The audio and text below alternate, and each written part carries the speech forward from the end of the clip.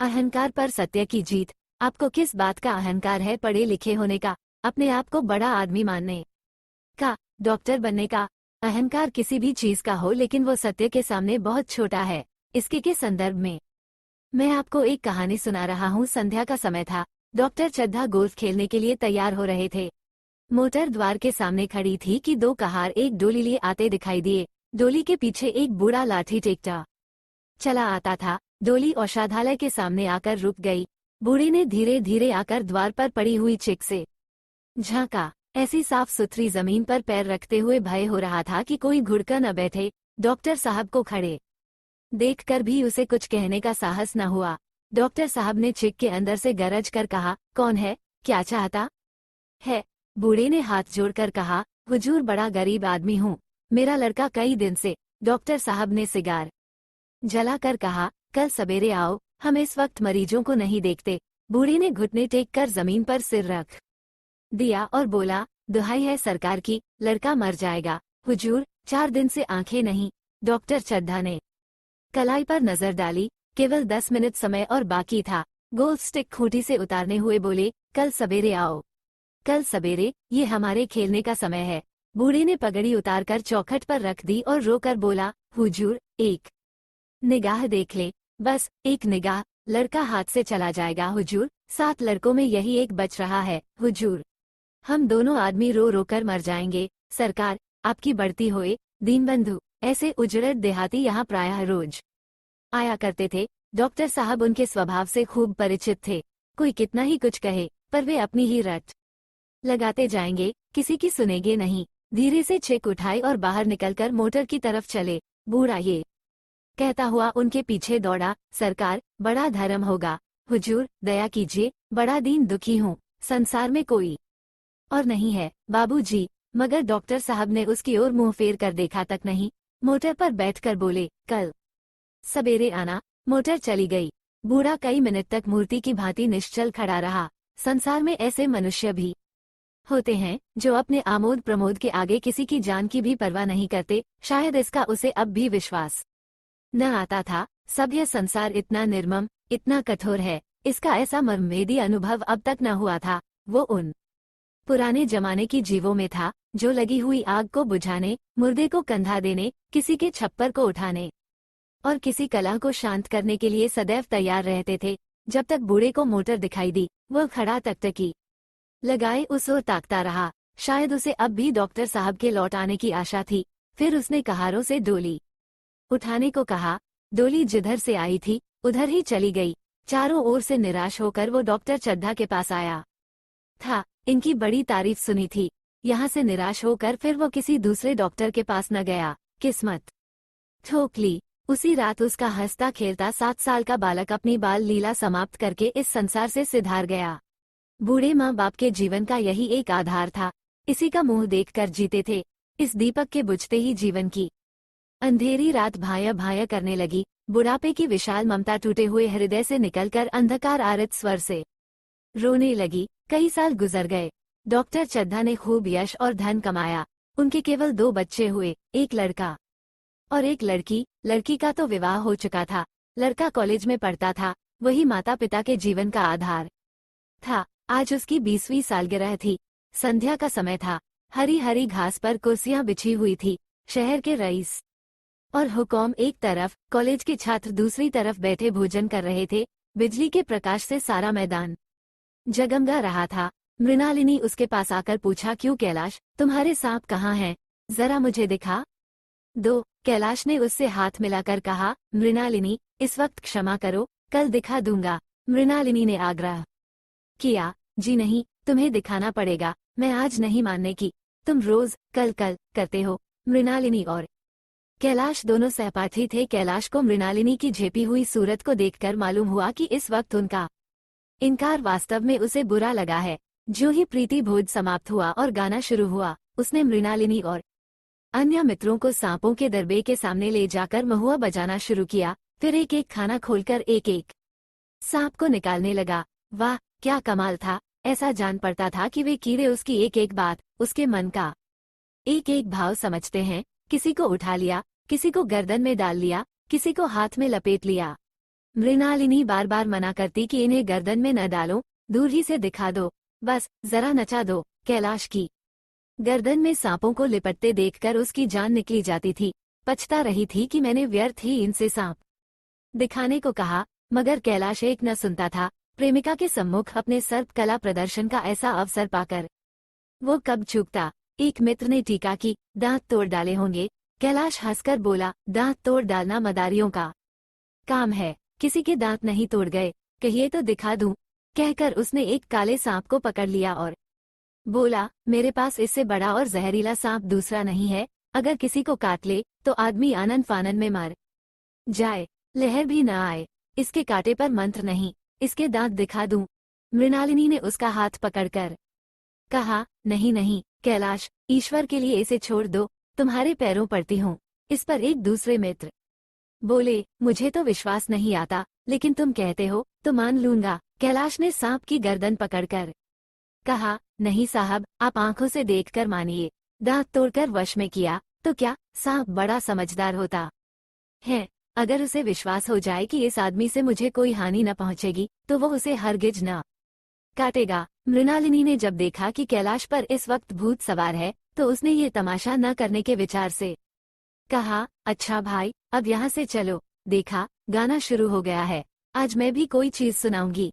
ये कहते हुए उसने कैलाश का कंधा पकड़कर चलने का इशारा किया और कमरे से निकल गई। मगर कैलाश विरोधियों का शंका समाधान करके ही दम लेना चाहता था। उसने सांप की गर्दन पकड़कर जोर से दबाई, इतनी जोर से दबाई कि उसका मुंह लाल हो गया, देह की सारी नसें तन गईं। सांप ने अब तक उसके हाथों ऐसा व्यवहार न देखा था। उसकी समझ में न आता था कि यह मुझसे क्या चाहते हैं। उसे शायद भ्रम हुआ कि मुझे मार डालना चाहते हैं, अतएव वह आत्मरक्षा के लिए तैयार हो गया। कैलाश ने उसकी गर्दन खूब दबाकर मुंह खोल दिया और उसके जहरीले दांत दिखाते हुए बोला, जिन सज्जनों को शक हो आकर देख ले। आया विश्वास या अब भी कुछ शक है? मित्रों ने आकर उसके दांत देखे और चकित हो गए। प्रत्यक्ष प्रमाण के सामने संदेह को स्थान कहाँ। मित्रों का शंका निवारण करके कैलाश ने सांप की गर्दन ढीली कर दी और उसे जमीन पर रखना चाहा, पर वो काला गेहूंवन क्रोध से पागल हो रहा था। गर्दन नर्म पड़ते ही उसने सिर उठाकर कैलाश की उंगली में जोर से काटा और वहां से भागा। कैलाश की उंगली से टप टप खून टपकने लगा। उसने जोर से उंगली दबा ली और अपने कमरे की तरफ दौड़ा। वहां मेज की दराज में एक जड़ी रखी हुई थी, जिसे पीस कर लगा देने से घातक विष भी रफू हो जाता था। मित्रों में हलचल पड़ गई। बाहर महफिल में भी खबर हुई। डॉक्टर साहब घबरा कर दौड़े। फौरन उंगली की जड़ कस कर बांधी गई और जड़ी पीसने के लिए दी गई। डॉक्टर साहब जड़ी के कायल न थे। वो उंगली का डसा भाग नश्तर से काट देना चाहते, मगर कैलाश को जड़ी पर पूर्ण विश्वास था। मृणालिनी पियानो पर बैठी हुई थी। ये खबर सुनते ही दौड़ी और कैलाश की उंगली से टपकते हुए खून को रुमाल से पोंछने लगी। जड़ी पीसी जाने लगी, पर उसी 1 मिनट में कैलाश की आंखें झपकने लगी। ओठों पर पीलापन दौड़ने लगा, यहाँ तक कि वो खड़ा न रह सका। फर्श पर बैठ गया। सारे मेहमान कमरे में जमा हो गए। कोई कुछ कहता था, कोई कुछ। इतने में जड़ी पीसकर आ गई। मृणालिनी ने उंगली पर लेप किया। 1 मिनट और बीता। कैलाश की आंखें बंद हो गईं। वो लेट गया और हाथ से पंखा झलने का इशारा किया। माँ ने दौड़कर उसका सिर गोद में रख लिया और बिजली का टेबल फैन लगा दिया। डॉक्टर साहब ने झुककर पूछा, कैलाश कैसी तबीयत है? कैलाश ने धीरे से हाथ उठा लिए, पर कुछ बोल न सका। मृणालिनी ने करुण स्वर में कहा, क्या जड़ी कुछ असर न करेगी?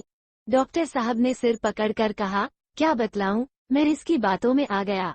अब तो नश्तर से भी कुछ फायदा न होगा। आध घंटे तक यही हाल रहा। कैलाश की दशा प्रतिक्षण बिगड़ती जाती थी, यहाँ तक कि उसकी आंखें पथरा गई, हाथ पांव ठंडे पड़ गए, मुख की कांति मलिन पड़ गई, नाड़ी का कहीं पता नहीं। मौत के सारे लक्षण दिखाई देने लगे।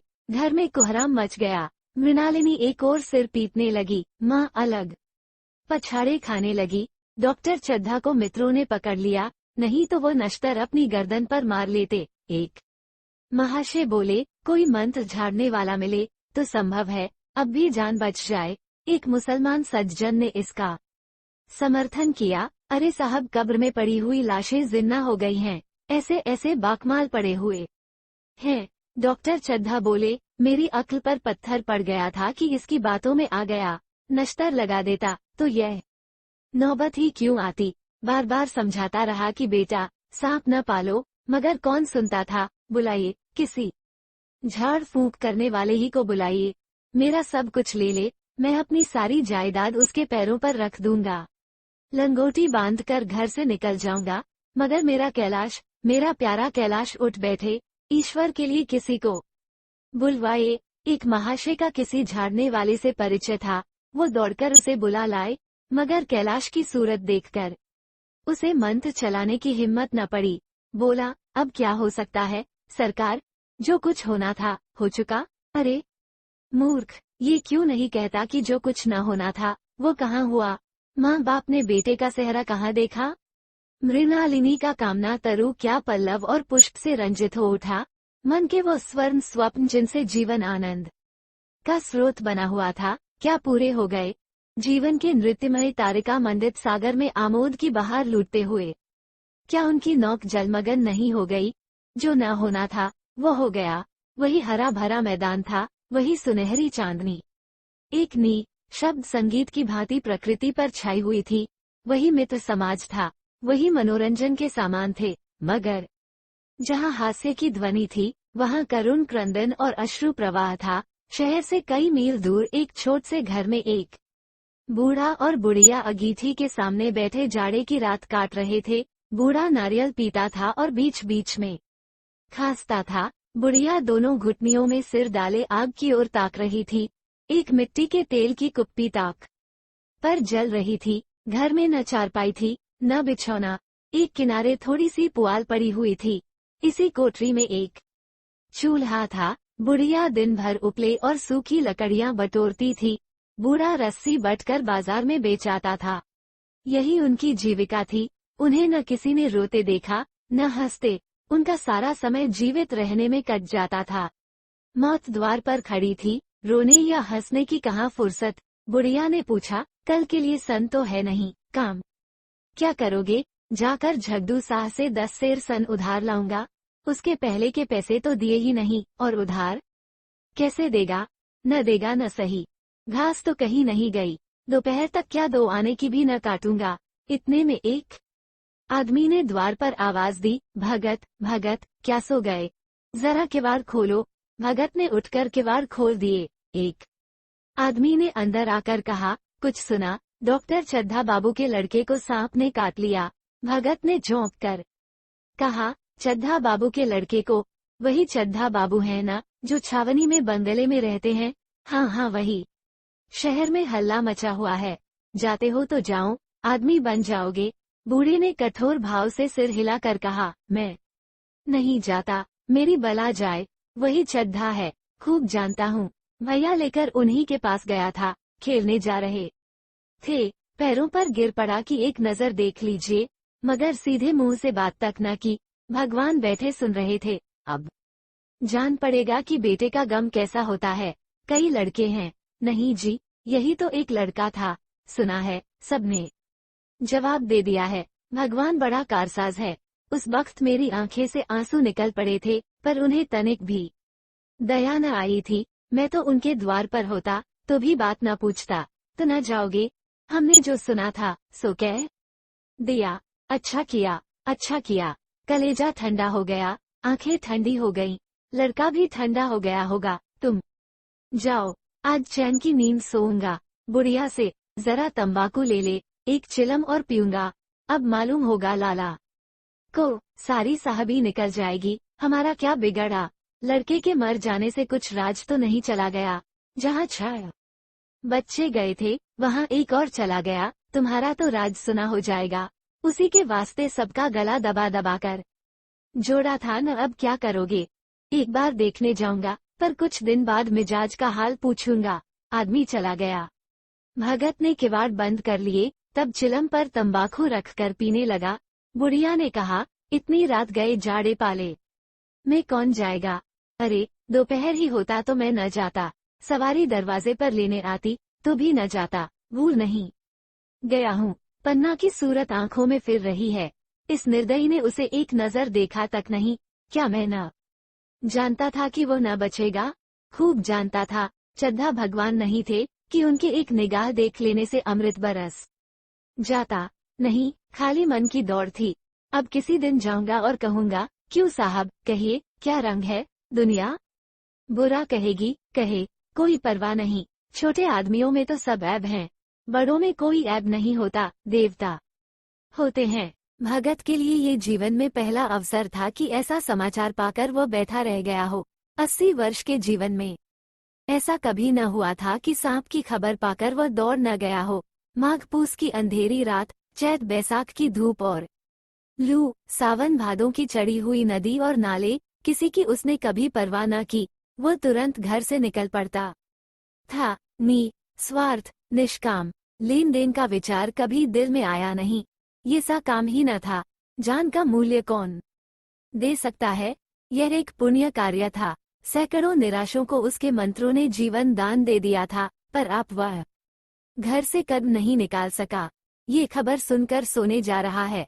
बुढ़िया ने कहा, तमाकू अंगीठी के पास रखी हुई है, उसके भी आज 2.5 पैसे हो गए, देती ही न थी। बुढ़िया ये कहकर लेटी। बूढ़े ने कुप्पी बुझाई, कुछ देर खड़ा रहा, फिर बैठ गया, अंत को लेट गया। पर यह खबर उसके हृदय पर बोझे की भांति रखी हुई थी। उसे मालूम हो रहा था, उसकी कोई चीज खो गई है, जैसे सारे कपड़े गीले हो गए हैं या पैरों में कीचड़ लगा हुआ है, जैसे कोई उसके मन में बैठा हुआ उसे घर से निकालने के लिए कुरेद रहा है। बुढ़िया जरा देर में खर्राटे लेने लगी। बूढ़े बातें करते करते सोते हैं और जरा सा खटा होते ही जागते हैं। तब भगत उठा, अपनी लकड़ी उठा ली और धीरे से किवाड़ खोले। बुढ़िया ने पूछा, कहाँ जाते हो? कहीं नहीं, देखता था कि कितनी रात है। अभी बहुत रात है, सो जाओ। नींद नहीं आती। नींद काहे आवेगी? मन तो चड्ढा के घर पर लगा हुआ है। चड्ढा ने मेरे साथ कौन सी नेकी कर दी है जो वहां जाऊं? वो आकर पैरों पड़े तो भी ना जाऊं। उठे तो तुम इसी इरादे से ही। नहीं री, ऐसा पागल नहीं हूं कि जो मुझे कांटे बोए उसके लिए फूल बोता फिरूं। बुढ़िया फिर सो गई। भगत ने किवाड़ लगा दिए और फिर आकर बैठा, पर उसके मन की कुछ ऐसी दशा थी जो बाजे की आवाज कान में पड़ते ही उपदेश सुनने वालों की होती हैं। आंखें चाहे उपदेशक की ओर हों, पर कान बाजे ही की ओर होते हैं। दिल में भी बापे की ध्वनि गूंजती रहती है। शर्म के मारे जगह से नहीं उठता। निर्दयी प्रतिघात का भाव भगत के लिए उपदेशक था, पर हृदय उस अभागे युवक की ओर था जो इस समय मर रहा था, जिसके लिए एक एक पल का विलंब घातक था। उसने फिर किवाड़ खोले, इतने धीरे से कि बुढ़िया को खबर भी न हुई। बाहर निकल आया। उसी वक्त गांव का चौकीदार गश्त लगा रहा था। बोला, कैसे उठे भगत? आज तो बड़ी सर्दी है, कहीं जा रहे हो क्या? भगत ने कहा, नहीं जी, जाऊंगा कहाँ? देखता था, अभी कितनी रात है भला? कई बजे होंगे? चौकीदार बोला, 1 बजा होगा और क्या? अभी थाने से आ रहा था तो डॉक्टर चड्ढा बाबू के बंगले पर बड़ी भीड़ लगी हुई थी। उनके लड़के का हाल तो तुमने सुना होगा, कीड़े ने छू लिया है, चाहे मर भी गया हो। तुम चले जाओ तो शायद बच जाए। सुना है, इस 1000 तक देने को तैयार हैं। भगत, मैं तो न जाऊं, चाहे वो 10 लाख भी दे। मुझे 10,000 या 10 लाख लेकर करना क्या है? कल मर जाऊंगा, फिर कौन भोगने वाला बैठा हुआ है। चौकीदार चला गया। भगत ने आगे पैर बढ़ाया। जैसे नशे में आदमी की देह अपने काबू में नहीं रहती। पैर कहीं रखता है, पड़ता कहीं है, कहता कुछ है, जबान से निकलता कुछ है। वही हाल इस समय भगत का था। मन में प्रतिकार था, पर कर्म मन के अधीन न था। जिसने कभी तलवार नहीं चलाई, वो इरादा करने पर भी तलवार नहीं चला सकता। उसके हाथ कांपते हैं, उठते ही नहीं। भगत लाठी खट खट करता लपका चला जाता था। चेतना रोकती थी, पर उपचेतना ठेलती थी। सेवक स्वामी पर हावी था। आधी राह निकल जाने के बाद सहसा भगत रुक गया। हिंसा ने क्रिया पर विजय पाई। मैं यूं ही इतनी दूर चला आया।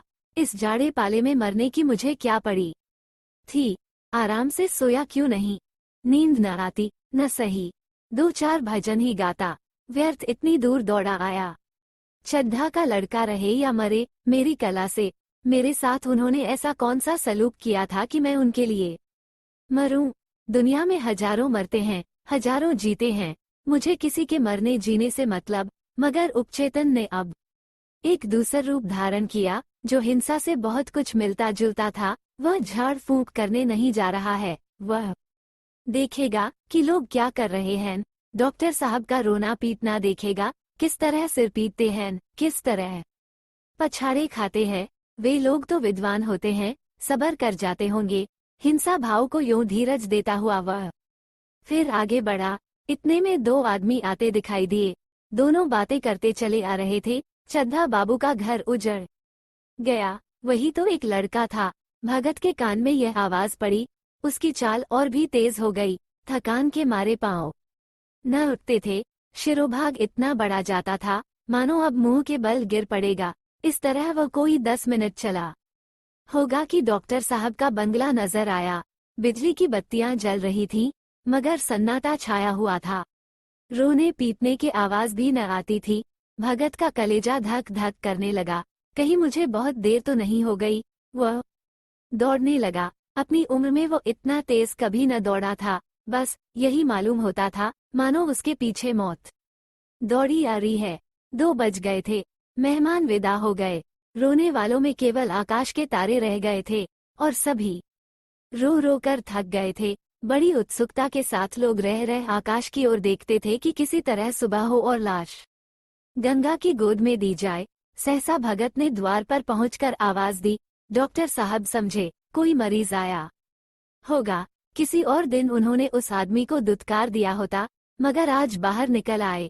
देखा एक बूढ़ा आदमी खड़ा है, कमर झुकी हुई, पोपला मुंह, भौहें तक सफेद हो गई थी। लकड़ी के सहारे कांप रहा था। बड़ी नम्रता से बोले, क्या है भाई, आज तो हमारे ऊपर ऐसी मुसीबत पड़ गई है कि कुछ कहते नहीं बनता। फिर कभी आना इधर। 1 महीना तक तो शायद मैं किसी भी मरीज को न देख सकूंगा। भगत ने कहा, सुन चुका हूँ बाबूजी, इसीलिए आया हूँ। भैया कहाँ है? जरा मुझे दिखा दीजिए। भगवान बड़ा कारसाज है, मुर्दे को भी जिला सकता है, कौन जाने अब भी उसे दया आ जाए। चड्ढा ने व्यथित स्वर से कहा, चलो देख लो। मगर 3-4 घंटे हो गए। जो कुछ होना था हो चुका। बहुतेर झाड़ने फूंकने वाले देख देख कर चले गए। डॉक्टर साहब को आशा तो क्या होती, हाँ, बूढ़े पर दया आ गई। अंदर ले गए। भगत ने लाश को 1 मिनट तक देखा, तब मुस्करा कर बोला, अभी कुछ नहीं बिगड़ा है बाबूजी। यह नारायण चाहेंगे तो आध घंटे में भैया उठ बैठेंगे। आप नाहक दिल छोटा कर रहे हैं। जरा कहारों से कहिए पानी तो भरें। कहारों ने पानी भर भर कर कैलाश को नहलाना शुरू किया। पाइप बंद हो गया था। कहारों की संख्या अधिक न थी, इसलिए मेहमानों ने अहाते के बाहर के कुएं से पानी भर भर कर कहानों को दिया। मृणालिनी कलासा लिए पानी ला रही थी। बूढ़ा भगत खड़ा मुस्करा मुस्करा कर मंत्र पढ़ रहा था, मानो विजय उसके सामने खड़ी है। जब एक बार मंत्र समाप्त हो जाता, तब वो एक जड़ी कैलाश के सिर पर डाले गए, और न जाने कितनी बार भगत ने मंत्र फूंका। आखिर जब उषा ने अपनी लाल लाल आंखें खोली तो कैलाश की भी लाल लाल आंखें खुल गईं। एक क्षण में उसने अंगड़ाई ली और पानी पीने को मांगा। डॉक्टर चड्ढा ने दौड़कर नारायणी को गले लगा लिया। नारायणी दौड़कर भगत के पैरों पर गिर पड़ी और मृणालिनी कैलाश के सामने आंखों में आंसू भरे पूछने लगी, अब कैसी तबीयत है? एक क्षण में चारों तरफ खबर फैल गई। मित्रगण मुबारकबाद देने आने लगे। डॉक्टर साहब बड़े श्रद्धा भाव से हर एक के सामने भगत का यश गाते फिरते थे। सभी लोग भगत के दर्शनों के लिए उत्सुक हो उठे, मगर अंदर जाकर देखा तो भगत का कहीं पता न था। नौकरों ने कहा, अभी तो यहीं बैठे चिलम पी रहे थे। हम लोग तमाकू देने लगे तो नहीं ली, अपने पास से तमाकू निकालकर भरी। यहाँ तो भगत की चारों ओर तलाश होने लगी, और भगत लपका हुआ घर चला जा रहा था कि बुढ़िया के उठने से पहले पहुंच जाऊं। जब मेहमान लोग चले गए तो डॉक्टर साहब ने नारायणी से कहा, बुढ़ा न जाने कहाँ चला गया, एक चिलम तमाकू का भी रवादार न हुआ। नारायणी, मैंने तो सोचा था इसे कोई बड़ी रकम दूंगी। चड्ढा, रात को तो मैंने नहीं पहचाना, पर जरा साफ हो जाने पर पहचान गया। एक बार यह एक मरीज को लेकर आया था। मुझे अब याद आता है कि मैं खेलने जा रहा था और मरीज को देखने से इनकार कर दिया था। आज उस दिन की बात याद करके मुझे जितनी ग्लानि हो रही है, उसे प्रकट नहीं कर सकता। मैं उसे अब खोज निकालूंगा और उसके पैरों पर गिरकर अपना अपराध क्षमा कराऊंगा। वो कुछ लेगा नहीं, ये जानता हूँ। उसका जन्म यश की वर्षा करने ही के लिए हुआ है।